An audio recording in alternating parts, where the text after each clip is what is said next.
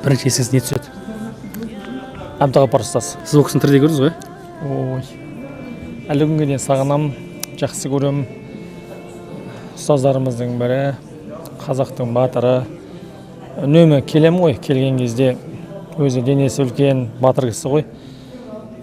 Шайын қойып, төрден орын беріп, қалдарың қалай деп, сондай биязылықты көрсететін ұстаз жігіттер келді деп Әбжаппар атамызға звондайды. Бір кезде Әбжаппар атамыз келеді. Ол кісі кіріп келген кезде орнынан атып тұрып, қажеке келдіңіз ба деп төрден орын беріп, мен бұл кісіден бауырдың бауырға деген, ағаның ініге, інінің ағаға деген құрметін көріп, ерекше бір күйде болғам. Сарыағаш медресесі деген кезде әрине ең бірінші ағайынды Сымановтардың еске түсетіні бәрімізге белгілі. Алла тағала бұл кісілерге береке берсін, амандық берсін. Әбжаппар атамыздың үлкен арманы іске асып жатыр. Болашақта өзі айтты ғой, 100 мың адам оқитын әлемдік деңгейдегі университет саламыз деп. Иншалла, ол да қазақ аман болса, оған да жетеміз. Сол кезде біз қызмет етіп өтсін. Арнайы қонақ болып біз. Алла тағала сендерге күш берді, жігіттер, бірақ біреуді ұрсын деп берген жоқ, естеріңде болсын. Мен ешқашан қазақтың баласын ұрған емеспін. Ешқашан қазақтың баласымен көшеде төбелескен емеспін, мысалы. Ойлаңдаршы. Сондан сендер де күштеріңді тек қана жақсылыққа жұмсаңдар, айналайындар.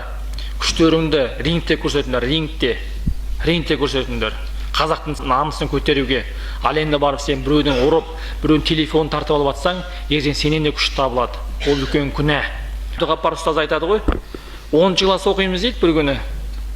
Сөйсек, мына Ташкенттен біздің жаңа 10 оқитын бір класстас қызға бір жігіт келіп тұр дейді, армиядан келген. Мектепке. Содан барып жаңа мен бардым дейді. Не қылып келіп тұрсың мына жерге? Ана қызға келіп тұрмын дейді, жақтан жібердім дейді. Әбдіғапар ұстаз. Өзі дерзкий ғой ол кісі. Жақтан жібердім дейді, талды дейді анау. Біраз уақыттан кейін жаңа армиядан келген дәу жігіттер келді дейді Разбургеге. Сонда айтты, не қылып келесің мектеп? Сонда айтты, мен бұл үйленетін қызым аттастырып қойған. Үйленетін қызым болмай отыр ма, одан зорғы болса да мектебіне свиданияның орны ма, бұдан мектепке келме деп, сонда жаңағы өзіміздің мектептегі қыздарды қорғап жүретіміз дейді. Сол кешегі Әбдіғапар ұстаз мектепте қыздарды қорғап жүрген мысалы ұстаз, бүгін қазақ халқының ұстазы болып отыр. Қандай керемет мысалы. Кезінде намысы болды, бүгінде намысы бар. Ал егер сен кішкентай кезінен бастап ез болсаң, сен үлкейген ер бола алмайсың. Сондықтан жігіттік, намыс, батырлық деген нәрсе кішкентай кезінен оянады. Сондықтан қазақ халқының әрбір азаматы осындай батыр болсын, мықты болсын, текті болсын. Ағай, Аллаға жағам десеңдер азанды болыңдар дейді. Ағайынға жағам десеңдер қазанды болыңдар дейді. Азанымыз айтылып тұратын, қазанымыз қайнап тұратын қуатты ел болайық. Аумин. Осыдан 4-5 жыл бұрын Алланың қалауымен Қытайда болдым. Сөйтіп сол жақта бір жамағатпен жолықтым. Қараңызшы. Ол кісілер айтады, Қазақстанда бір Әбдіғапар деген ұстаз бар екен. Біз оны жаңа интернеттен тыңдаймыз дейді. Және жылына ақша жинап, ауылымыздан бір адам, екі адамды сол жерге, сол кісінің сабағына қатысуға жіберіп отырамыз дейді, демалыстарда. Сол жақтан бізді оны көру бізге, оның алдында отырып бір уағызын тыңдау бізге арман дейді. Кеше жаназасында болдық, Алланың қалауымен. Еліміздегі жігіттерге Алла разы болсын дегім келеді. Бір жағы. Жаңа анау жерлеп жатқан кезінде адамдар сеткаға жармасып, қайтпай тұрды, қимайды, кетпейді. Бірақ екінші түйген ойым, біз тірі күнінде солай іздемедік қой. Тірі күнінде қадірін білмедік қой, алтын адамдардың. Әбдісаттар ұстазымыз, Алла рахметін алсын, дүниеден қайтқан кезде ұстаздарымыз айтып еді, ей, қандай адам кетті, қадірін білмедіңдер деген кезде бәріміз, деп сол кезде түсініп қалып ек. Бірақ алдымызда барлары да бар еді ғой, қадірін білуге болатын. Солардың да қадірін біле алмай, мен айтамын да, ол қабірдің басында сен түнімен тұрғаннан не пайда, сен енді қайтып көре алмайсың. Бірақ өзіміз қараңыз, шын мысал айтайын. Мына Шымкентке, мына жерге мешітке келіпті десе, екінші Мөлтек ауданда отырып бармай қоя салатын едік қой. Қадірін білмедік қой. Кеткеннен кейін барып қадірін біліп жатырмыз енді. Әбдіғапар ұстаздың қасында көп жүріп көрдік. Адамдар ойлайды ол кісіні, өте қатал, адамға қатты сөйлейді деп ойлайды. Жоқ, өмірде ол кісі өте жұмсақ. Біздің қасымызда қанша отырды, біз кімбіз ол адамның қасында? Ол кісі бізге сіз деп сөйлейтін. және бүйтіп айтатын: адамдарға өте жұмсақ болыңдар, мұсылман бауырларыңа өте жұмсақ болыңдар, ертең қияметте сұраласыңдар олардан, олар сендерден ақылар жайлы сұрайды. Өте жұмсақтыққа шақыратын, және өзі де адамдар ойлағандай емес ол кісі. Үлкен ауыр сөйлегенге ол қатал адам деп ойлайды ғой. Өте жұмсақ кісі болатын өмірде. Алла рахметіне алсын. Және де айтарым, бауырлар, әлі егер шынымен осы жолды түсінген болсақ, бір ғалымды жоғалтқанымызды, қадірін енді біліп жатқан болатын болсақ, әлі көзі тірі ұстаздарымыз бар. Солардың қадірін білейік, барайық, алдарында отырайық. Не дейді? Ғалымдардың алдында отырған уақыт сіз үшін қияметте жақсы куәлігінен басқа еш нәрсе болмайды. Тек жақсы куәлікке ғана жарайтын жерлер болады. Бар ұстаздарымыздың қадірін білейік. Әр адамның орны бар. Әр адамның орны бар. Ешкімді мынау кім екен демеңіз. Ол орын босаған кезде білінеді. Қайдан білесіз? Сіз бір ауылда жүрсіз, бір адамды менсінбей қарайсыз. Бірақ қайдан білесіз? Сіз өлерде сіздің аузыңызға сол адам құятын шығар суды. Мен өзім ажал құшып жатқан адамның алдында отырып көргем. Расы. Қараңызшы, өмірде ең қымбат адам кім десе, өлейін деп отқан кезіңде аузыңа су құйып отқан адам бар ғой. Ең қымбат, ең жақын адам сол болады. Қараңызшы, Абдуғаппар ұстаз қайтыс болған кезінде Өзбекстанның жігіттері, Қырғызстанның жігіттері, Россияның жігіттері жылап хабарласып көңіл айтып жатыр. Алла рахметіне алсын, ұстазымыз өте керемет. Мен талай дастархандас болдым. Еш уақытта дүниемен мие ашыған адам емес.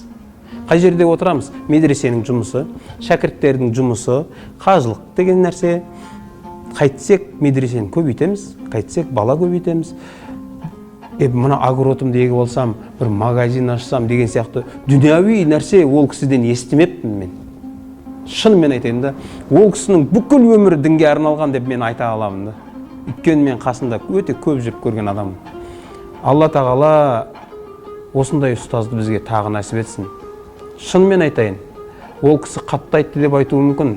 Бізге сабақ үйретті ғой.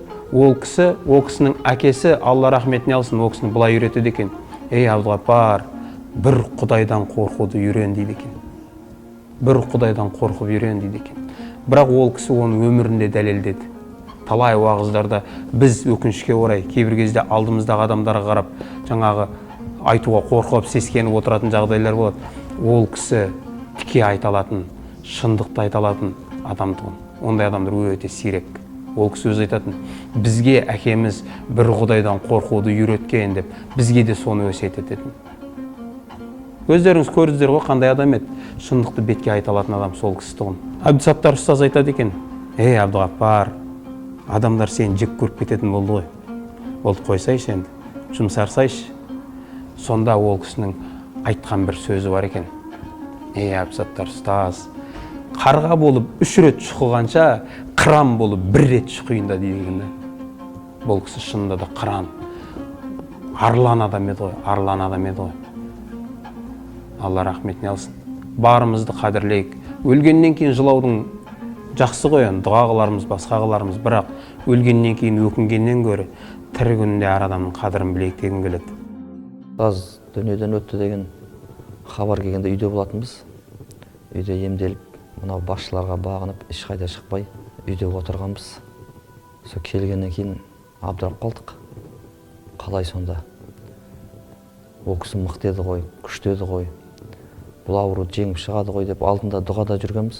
Ауыр жатыр дегеннен кейін жамағатқа хабар беріп, отбасымызбен дұға қылып.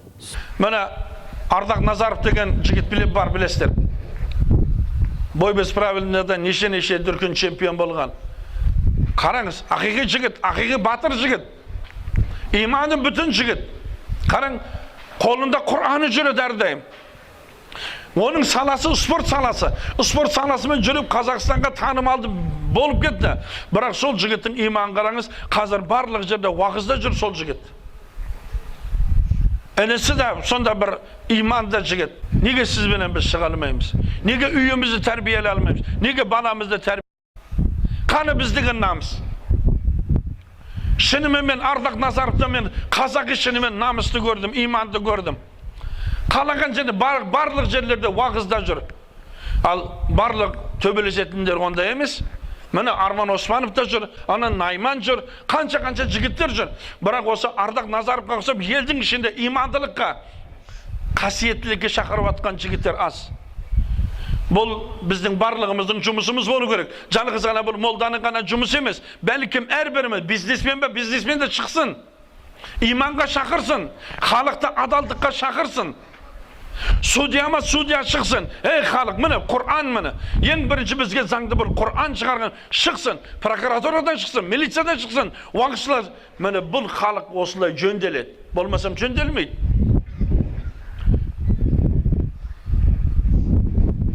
Ана молда жеп қойыпты. Жейді де, конечно. Бәрің мәңгүрт болғаннан кейін.